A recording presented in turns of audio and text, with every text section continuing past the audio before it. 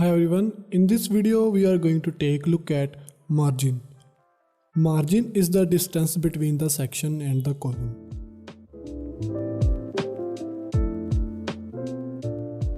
Now I'm going to create a new section right here. Click on this plus button and now I'm going with two columns right here. So now you can see we have two columns, this one and this one. Right click on edit section. And then in the height, I'm going to increase the height by 500 pixels. Now you can see we have two columns, this one and this one. When I select this column right here, in the advanced, you can see our margin is 0, I mean default margin. We does not enter our margin yet. Let me go to style and in the background, I'm going to change the background color to black. And also for this one, style and change the background color to black. Now I'm going to add some image right here. Just drag and drop the image. Okay. Now you can see we have 0 margin between these two columns. When you click on this column right here, and when you click on advanced, and when you increase the margin, you can simply increase the margin using these buttons, and you can see now we have this some distance in this column, and also you can see we have this white space which is called margin. Let's click on this one, advanced and 22.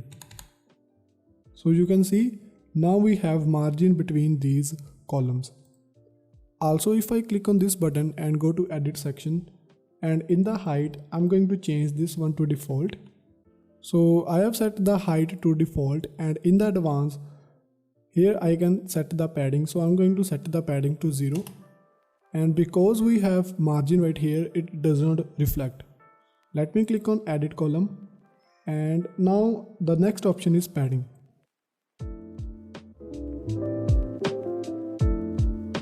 Padding is the distance between the column and the content.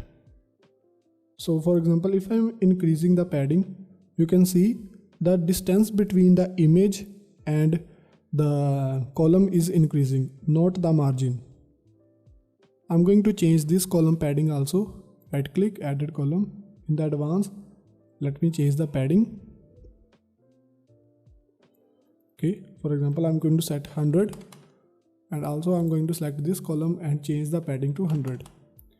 And now here we have some margin, some padding, and then we have content.